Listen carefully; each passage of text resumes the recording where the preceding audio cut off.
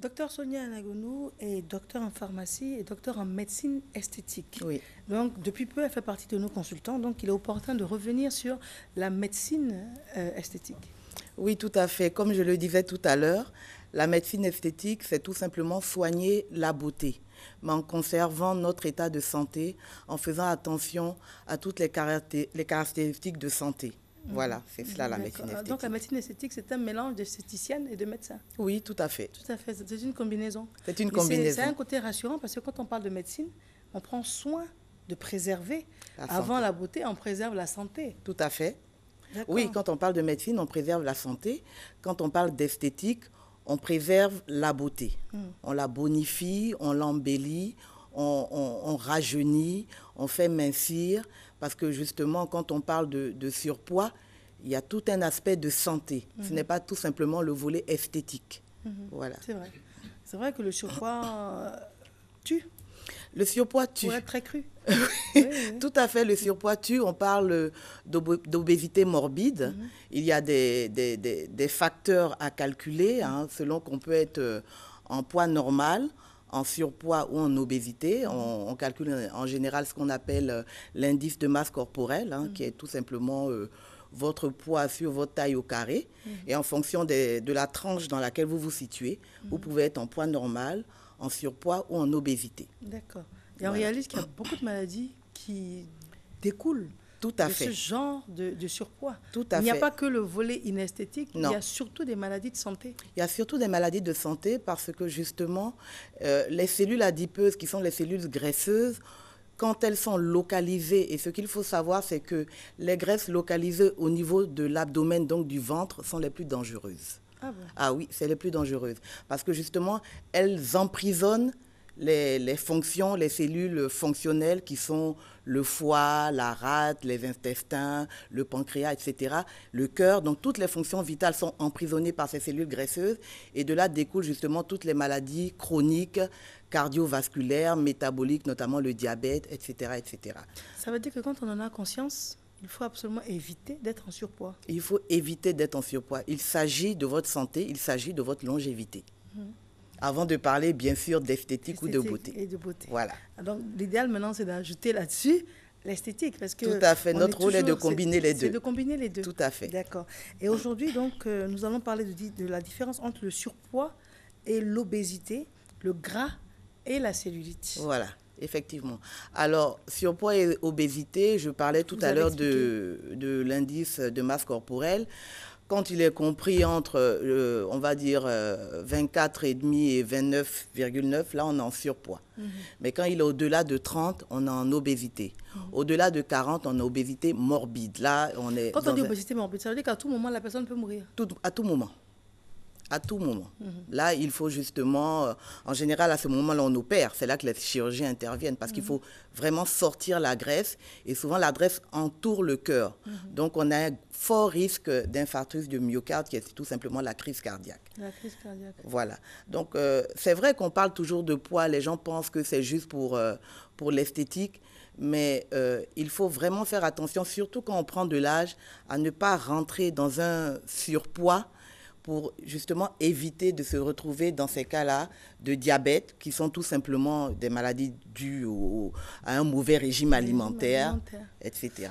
Est-ce que ça veut dire que les personnes minces sont a priori en meilleure santé que les personnes grosses? En général, oui. En général, quand vous regardez des pays comme en Asie, où souvent les personnes sont souvent minces, vous verrez qu'ils vivent beaucoup plus longtemps. Beaucoup plus longtemps. C'est bon à savoir. Il oui. ne faut pas être en surpoids. Non, il ne faut pas être en surpoids. Donc, déjà, pour un problème de santé, il faut éviter d'être en surpoids. Maintenant, c'est vrai qu'on parle de gras et de cellulite. Là, ce sont des facteurs favorisants. Par exemple, la femme a tendance à avoir plus de cellulite que l'homme. Alors, la cellulite, c'est quoi? Alors, la cellulite, c'est tout simplement une désagrégation de votre masse, de votre cellule adipeuse, donc du gras, qui s'est infiltré avec une mauvaise circulation et qui justement entraîne au niveau de la surface de la peau des trous, ce qu'on appelle peau d'orange ou capiton. Donc, on avait des images, mais il se trouve que c'était pour montrer les parties grasse, donc, enfin, les parties où il y a la cellulite. Oui. Donc, c'était généralement vers les fesses. Oui. Donc, on a évité à matin bonheur de vous réveiller avec des images de fesses. Voilà la vérité. Mais sinon, on avait les images qui soutenaient, mais je pense que tout le monde sait de quoi il s'agit. Hein. Oui. C'est comme la peau d'orange. C'est de la peau d'orange, voilà. Donc, c'est cet aspect troué de la peau et justement qui se localise généralement au niveau des fesses, des hanches, du ventre et des cuisses. La cellulite... c'est souvent pour la femme. Exactement, c'est ce que j'allais dire. Non, c'est très, très rare. Et pourquoi? Mais parce que c'est génétique, en fait. C'est génétique et c'est surtout hormonal. Parce que la cellulite est déclenchée par les hormones femelles, les hormones sexuelles femelles qui sont les estrogènes. Donc, vous allez remarquer que la jeune fille, même à partir de 12 ans, même 13 ans, parce que ces hormones sexuelles secondaires commencent à augmenter et se développer, elle va tout simplement commencer à faire de la cellulite. Alors que les hommes qui ont des hormones masculines n'en ont pas. Donc la cellulite est... Bon, maintenant, après, on peut avoir des cas exceptionnels, mais la cellulite est typiquement féminine parce qu'elle est basée sur les hormones. D'accord. Docteur, et le gras, alors, qu'est-ce que c'est? Alors, le gras, la cellulite, comme je dis, c'est une désagrégation des cellules graisseuses, du gras, qui justement circulent mal.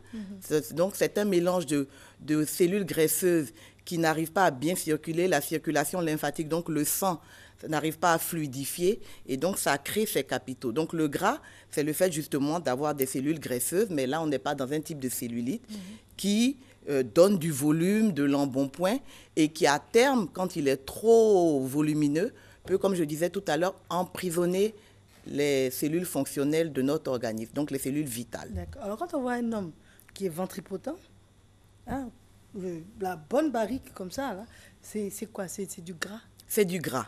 C'est du gras. Alors, c'est dangereux. Je vais donner un simple indice. Tout le monde peut faire ça à la maison. Vous prenez un centimètre que les couturiers utilisent. Pour les hommes, si vous êtes au-delà de 102 de tour de ventre ou de taille, vous rentrez dans une zone un peu dangereuse. Et pour les femmes, au-delà de 88. 88. Au-delà de 88 pour la femme. Ça, c'est avant ou après avoir mangé? Franchement, le repas compte pour peu, à 1 centimètre près. Des fois, vous voyez un homme avec un gros ventre et puis il dit, attends, je viens de manger. Là. Non, mais franchement, ça compte. On va dire à jeun. À jeun. Donc, 102 pour les hommes. 102 pour les hommes. Et 88. 88 pour les femmes. Et quand ça dépasse ces on en surpoids, donc il faut vraiment commencer à faire attention. C'est vrai qu'on peut être au-delà, plus 5 à peu près, mais vraiment... Plus que ça, on rentre justement dans le danger. Donc, quand vous voyez que vous dépassez, si vous pouvez, vous essayez de mincir ou en tout cas, vous essayez de stabiliser. Mais avec la médecine esthétique, on ne peut pas retirer cette graisse du ventre? Si, justement, c'est ça la force de la médecine esthétique, c'est de pouvoir justement agir sur ce gras sans ouvrir, sans invalider la personne, parce qu'arrivé à un certain moment, c'est difficile. Les cellules adipeuses, les cellules graisseuses, elles se mettent au chaud. Elles sont à l'aise, elles ne veulent pas bouger. Et vous verrez que même parfois avec des régimes alimentaires et du sport, on n'arrive pas à les déloger. Vous pouvez mincir, mais vous allez remarquer que le ventre ne bouge pas ou bouge très peu ou parfois les bras. Donc c'est parce que les cellules graisseuses sont au chaud. Elles ont besoin d'être brusquées, elles ont besoin d'être délocalisées, délogées et après expulsées du corps. Et ça, c'est là que la médecine esthétique intervient. Donc ça veut dire qu'aujourd'hui, on n'est plus obligé d'aller faire une anesthésie générale? Non. Et puis de se faire ouvrir, et puis bon, ce qu'on a appelé la chirurgie, oui, la liposuction. Voilà. En fait, la liposuction intervient dans des cas d'obésité très, très, très élevés. C'est-à-dire que vraiment, la personne est très grosse, avec des graisses qui tombent et coulent de partout. Là, il faut quand même agir au niveau de la chirurgie esthétique. Mais quand on est en surpoids ou en légère obésité, la médecine esthétique peut justement, par des appareils, des techniques assez innovantes, vous débarrasser de cette graisse définitivement. Après, je dis toujours, il faut une hygiène alimentaire parce que sinon les graisses, elles vont revenir. Attendez, donc un monsieur qui a un ventre comme ça, et puis parce qu'il boit peut-être beaucoup de bière, et puis il mange bien, et puis il ne fait pas beaucoup de sport. Voici la caricature. Voilà la caricature, parce que le sport, je le dis souvent, ne fait pas maigrir, mais le sport maintient, le sport muscle les organes, il détoxifie aussi, il élimine les toxines et il vous permet justement de garder un certain équilibre entre ce que vous consommez et justement les brûler au fur et à mesure. Donc le sport vous maintient. Voilà. Mais si vous ne faites pas de sport, vous êtes sédentaire, vous mangez n'importe comment, vous buvez beaucoup d'alcool, des sodas sucrés, des fritures, à cette allure-là, vous êtes parti pour être gros et avoir une vie courte. Voilà qui est clair. On ne peut pas être plus clair que ça. Alors, si la médecine esthétique peut enlever la graisse, s'il n'y a pas de volonté du patient, cette graisse va se réinstaller. Elle va se réinstaller. Donc, la médecine esthétique vient donner une deuxième chance. La médecine esthétique vient donner une deuxième chance. En plus, dans la facilité, parce que le patient n'a pas grand-chose à faire. Il a tout simplement à suivre les indications et à venir au rendez-vous et suivre le traitement. Mais après, il doit avoir une hygiène alimentaire. Le tout n'est pas de supprimer, par exemple, complètement l'alcool ou le soda, mais il faut que ce soit à l'occasion. Au niveau des repas, il faut respecter le fait que le repas du soir est le plus dangereux. On dit souvent de prendre un petit déjeuner comme un roi, un déjeuner comme un prince et un dîner comme une servante.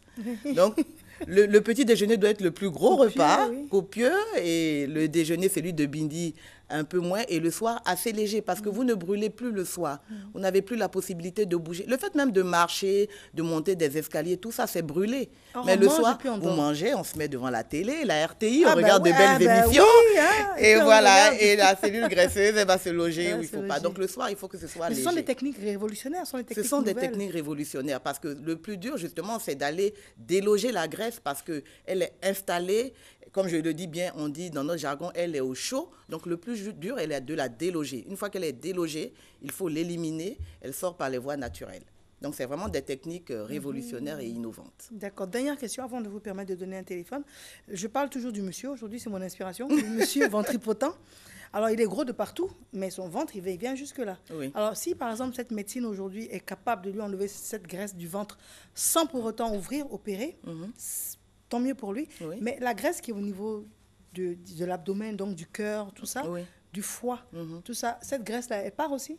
Oui, disons, au niveau du ventre, le foie se trouve au niveau du ventre, d'accord? Donc, s'il s'agit d'un monsieur qui, a priori, n'est pas très gros, mais qui a un gros ventre, là, nous agissons avec des traitements, comme je le disais, esthétiques. Mais si la personne est grosse et donc a du gras au niveau du cœur, là, il faut associer un régime alimentaire. Voilà. D'accord. Docteur, c'est bon à savoir parce qu'en plus, ça peut aider, ça peut permettre de sauver des vies. Oui. Hein? Et d'être beau et belle. Beau et belle. En plus. Alors, on reste vivant et en plus, on est beau et belle. Oui, je pense qu'un petit ventre, c'est plus joli. Oui, tout à fait. Hein? Docteur, on vous joint comment? Alors, on me joint au 08 30 40 90 et au 07 01 43 75. D'accord, très bien. Et je pense au plus de conseils, vous pouvez joindre le docteur. Merci bien. Merci à vous, Marième. Merci pour tous ces précieux conseils. Et puis, nous sommes au terme de cette matinale. Elle s'appelle Christelle Akoussa. Elle signe la réalisation. Elle est assistée de Doumbia et de Brice Apia. Voilà. Infiniment merci. On se retrouve demain.